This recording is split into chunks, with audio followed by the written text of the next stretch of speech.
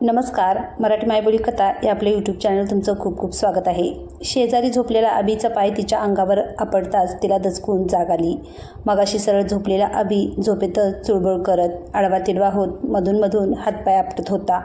त्याला पुन्हा सरळ करून तिनं बिछाण्याला पाठ टेकवली आणि स्वतःही पुन्हा झोपायचा प्रयत्न करू लागली. उशाशी ठेवलेल्या मोबाईलमध्ये वेळ पाहिली तर 2:30 वाजले होते. साधारण 1 वाजेपर्यंत तिला झोपच लागलेली नव्हती. कशी लागेल? डोक्यात असंख्य विचार घोळत असताना झोप लागते? लागलीच होती की. अभिमुळे उठलो आपण, तिनं मनातल्या मनात स्वतःशीच प्रतिवाद केला. परत डोळे मिटून झोपायचा निष्फळ प्रयत्न केला. उद्या काय होईल, कसं होईल या काळजीने आणि विचाराने तिचं डोकं फुटायची वेळ आली. कधी उद्याचा दिवस उगवायलाच नको असं वाटतं. आताही तसंच वाटते, पण वाटून काय उपयोग? थांब म्हणून थांबत नाही आणि जा म्हणून जात नाही. असं हटकोर काम असतं वेळेचं. वेळेला थांबवता आलं असतं तर तिनं सतीश असतानाचे दिवस कधीही हातातून निसटू दिले नसते. पण ते निसटले आणि सतीशही एका अपघातातच निमित्त होऊन काळाच्या पटावर थांबला, एकाच ठिकाणी. काय झालं, कसं झालं हे आठवत हळहळत बसणं हा तर तिच्या मनाचा नेहमीचाच उद्योग. पण सध्या मात्र तिला वेगळीच काळजी लागली होती. सकाळी तिला दादासोबत अकोल्याला जावं लागणार होतं, दुसऱ्या लग्नासाठी चालून आलेलं ठिकाण पाहायला.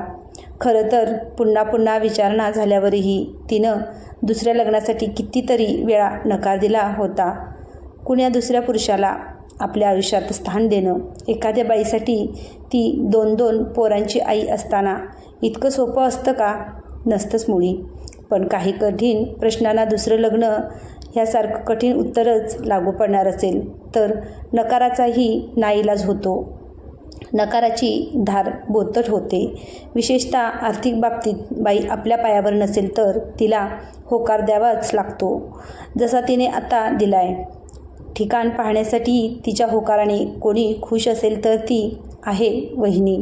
साहजिकच आहे म्हणा. 2 पोरासह कायमच माहेरी येऊन राहिलेल्या नंदेने दुसऱ्या लग्नाला होकार देण्यावर वहिनीच्या संसाराचे भवितव्य बऱ्यापैकी अवलंबून असले तर वहिनीला आनंद होणारच.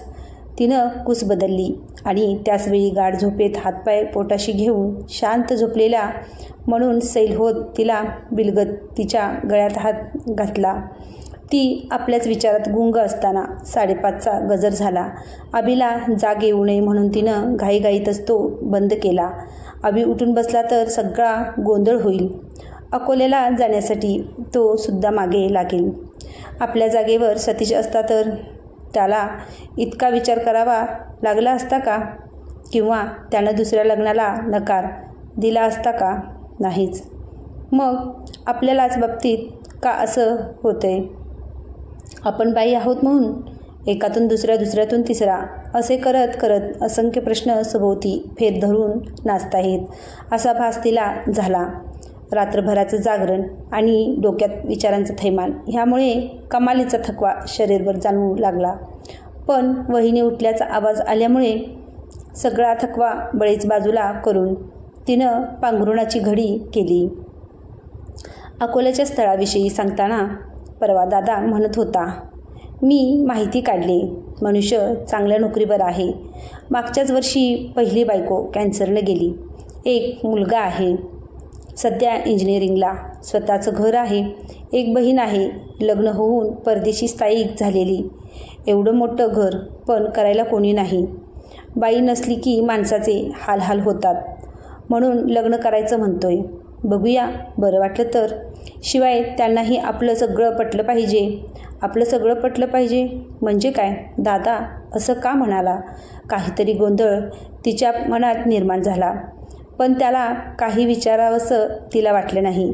ती गप्प राहिली. आपण मनापासून कुठे होकार दिला आणि आता दिलाच होकार तर जे समोर येईल ते स्वीकारत जायचं एवढंच तिनं मनाशी ठरवलं. अरुण जाधव नावाच्या त्या लग्नाळू बिजवराच्या घरी जाऊन पोहोचेपर्यंत तिच्या मनात स्वतःशीच सुरू असलेलं द्वंद्व थांबलं नव्हतं.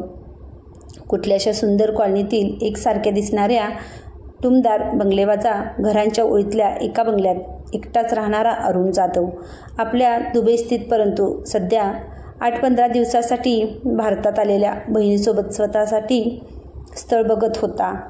औपचारिक गप्पा आणि ओळख होत असताना नेव्ही ब्ल्यू पॅन्ट आणि स्वच्छ पांढरा शर्ट घातलेल्या उंच रुबाबदार व्यक्तिमत्व असलेल्या अरुण जाधव नामक साधारण 45च्या आसपास वय असणाऱ्या त्या मनुष्याचे दादांशी बोलताना आपल्याकडेही लक्ष आहे हे तिला सारखे जाणवत होते.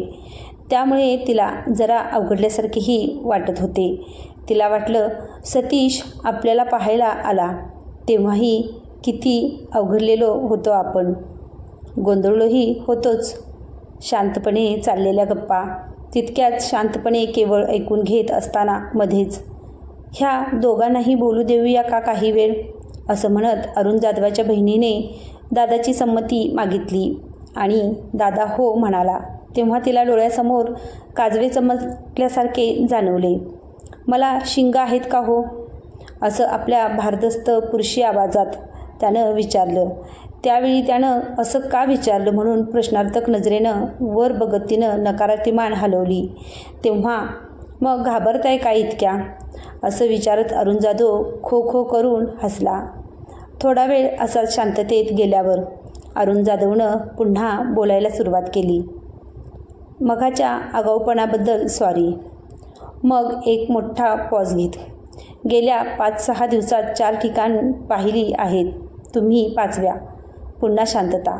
खरं तर दुसरं लग्न करायचंच नाही असं ठरवलं होतं मी. वसू केवळ माझी बायकोच नाही तर मैत्रिणीही होती. मी लग्न करावं हा तिचाच हट्ट, शिवाय ताईचाही. अरुण जाधव त्याच्या मनातलं सगळं सांगत होता. ती नुसती ऐकत होती. त्याच्या बायकोबद्दल सांगताना गहिवरलेला त्याचा स्वर तिला आवडला. त्यातलं प्रेम आवडलं, सय आवडली. शिवाय त्याच्या शब्दातून जाणवलेली त्याची बायको वसूही आवडलीच. मला आवडला आहात तुम्ही, असं मोकळेपणाने बोलून संवाद सुरू करत अरुण जाधव पुढे म्हणाला. तुम्हालाही काही बोलायचं असेल तर बोलू शकता.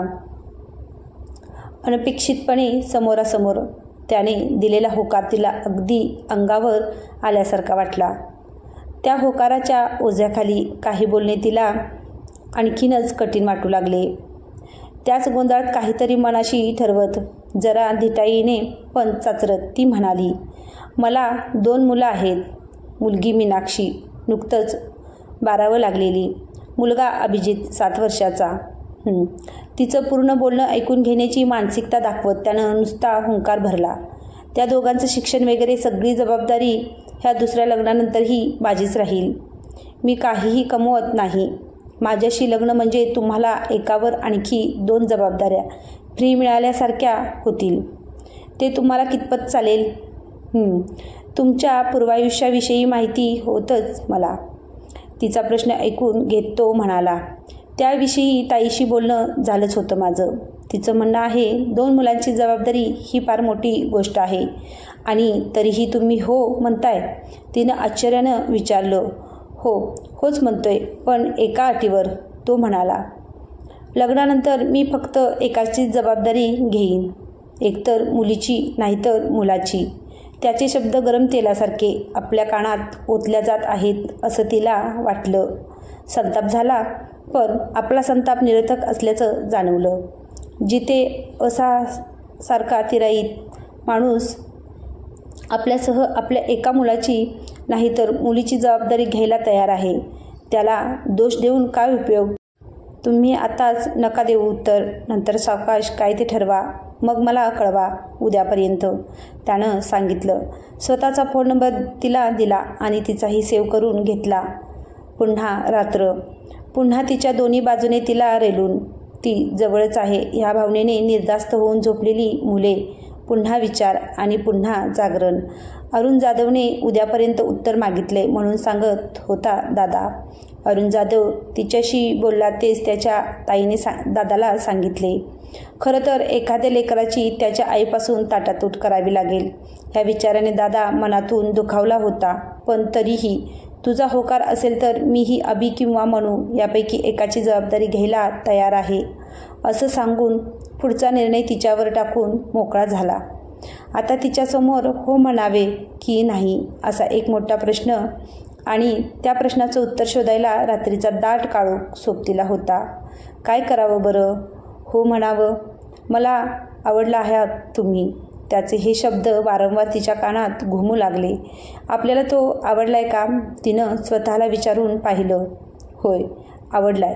तिला आतून उत्तर आलं. तेव्हा तीच शहारली. कितीतरी दिवसानंतर एका पुरुषी नजरेचा स्पर्श तिनं अनुभवला होता. हॉलमध्ये इतर कुणीही नसतानाच अरुण जाधवच्या सोबतीचं एकटेपण तिला आवडलं होतं. सतीश गेल्यामुळे आपण नक्की कशाला मुकलो आहोत याचं खरं उत्तर तिला मिळालं होतं. पण त्याची ती अट. समजा आपण होकार दिलाच तर कोणाला दादाजवळ ठेवायचं? मनूला की आबीला? तिचे विचार कुठे धावू लागले. मनू काही दिवसात मोठी होईल. तिला आईची गरज जास्त आहे. शिवाय पोरीची जात आईपासून दूर कशी ठेवायची? पण आबी आपल्याला सोडून राहू शकेल? आजच सकाळी उठल्यावर आई कुठे आहे म्हणून त्यानं चांगलाच गोंधळ घातल्याचं सांगत होती वहिनी. दिवसभर त्याच्या मनासारखं वागून मेटाकुटीस आली बिचारी. कालचं जागरण आणि आज दिवसभराची दगदग. शिवाय विचार करून दमलेला मेंदू जड झाल्यासारखा तिला वाटला. डोळे बंद करून पडून राहिल्यानंतर काही वेळाने आलेल्या गुंगीत तिनं तिलाच विचारलं. समजा अरुण जाधवला 2 मुलं असते तर त्यानं तोडलं असतं एक मूल स्वतःपासून? नाही ना. मग आपल्याकडून काही अपेक्षा? कदाचित माझं एकच तर तुझंही एकच लेकरू असा हिशेब तर नसेल? सुषुप्तीच्या अवकाशात तिने कधीही न पाहिलेली वसू तिला दिसली. म्हणाली, बाई, काय तो योग्य निर्णय घे. माझ्या नवऱ्याची गैरसोय नको व्हायला. अर्धवट झोपेला स्वप्नातील वसूच्या असल्या बोलण्याने तिला जाग आली. स्वप्नातल्या वसूनं माझा नवरा म्हटलेलं तिला चांगलंच बोचलं. वसू म्हणाली, म्हणून हा अरुण जाधव लग्न करतोय. ती या जगात नसूनही आपल्याकडून तिच्या नवऱ्याची सोय करून घेणार आणि आपण या जगात असूनही आपलं लेकरू अनाथ असल्यासारखं जगणार. नाही, अजिबात नाही. आपण आपल्या पोरांशिवाय नाही जगू शकणार. केवळ आर्थिक अडचणीमुळे जर मुलं दूर करण्यासारखा निर्णय घ्यावा लागणार असेल तर आपण काहीतरी करायला हवं. आता आपणच हिमतीनं आपल्या पायावर उभं राहायचं. घरी राहून कमवता येण्यासारखी ढिगाणं कामं पडली आहेत जगात. त्यातलंच काही शिकता येईल, करता येईल. दादाशी बोलून त्याविषयी ठरवू. पण पोरांना दूर नाही ठेवायचं. आपल्या विचारावर अधिकच ठाम होत तिनं आपला निर्णय दादाला सकाळी बोलून दाखवायचं ठरवलं. तेव्हा तिलाच बरं वाटलं, मोकळं वाटलं. रोजच्यासारख्या उगवलेल्या दिवसात रोजच्यासारखी तयारी करताना तिला आपल्या मोबाईलची रिंग ऐकू आली. स्क्रीनवर नाव होतं अरुण जाधव. धडधडत्या हृदयानं त्याला नकार देण्यासाठी फोन उचलताच तिकडून त्याचं भारदस्त पुरुषी आवाजात अरुण जाधव म्हणाला, हॅलो. त्याचा तोच आवाज ऐकून मला आवडला आहात तुम्ही. हे वाक्य पुन्हा तिच्या कानात घुमत गेलं. कुठून सुरुवात करावी असा विचार करत मनाचा हिया करून ती म्हणाली, जरा स्पष्ट बोला. खरं तर मलाही आवडला आहात तुम्ही, पण तरीही माझा नकार आहे या लग्नाला. का? मला कळू शकेल? एकाच वेळी तिच्या बोलण्यातील होकाराने सुकावत आणि नकाराने हळव्या होत गेलेल्या आवाजात त्याने विचारले. कारण तुमची अट मला मान्य नाही. तिने हे सांगताच तो किंचित हसल्याचा आवाज तिला आला. तिचा चेहरा प्रश्नार्थक होत गेला. त्याच्या हसण्याचं कारण विचारण्याआधीच तो म्हणाला, एक सांगू? तुम्ही अट मान्य केली असती ना तर मीच तुम्हाला नकार देणार होतो. म्हणजे? तिने गोंधळून विचारले. काल ती अट घालताना मी फक्त तुमची परीक्षा पाहत होतो. परीक्षा? माझी? होय. पण का? कशासाठी? सगळं सांगतो. पण त्याही आधी त्या अटीसाठी सॉरी असं म्हणून एक मोठा श्वास घेत त्यानं पुढे बोलायला सुरुवात केली. काल आपल्या पहिल्याच भेटीत मला तुम्ही आवडला आहात हे सांगून मी मोकळा झालो होतो.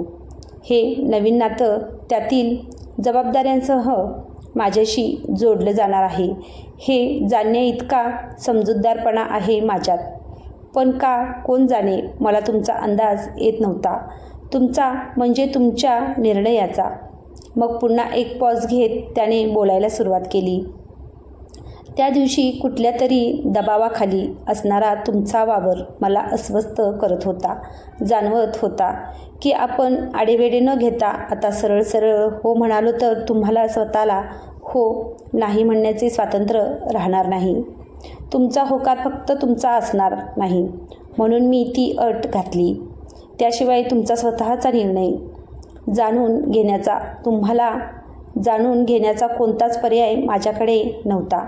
आणि समजा ती अट तुम्ही कबूल केली असती तर एक आई म्हणून माझ्या नजरेतून उतरला असता तुम्ही. मग मी हो म्हणूनच शकलो नसतो. इतकं सगळं ऐकून तिला काय बोलावं ते सुचेना.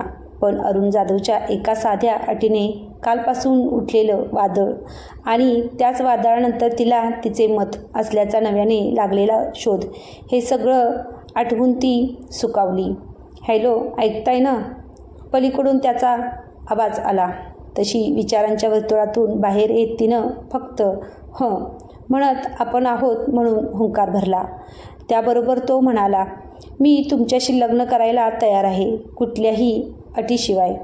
त्याचं बोलणं ऐकताना आणि त्या शब्दांचा अर्थ कळताना तिचे डोळे झरू लागले नकळत.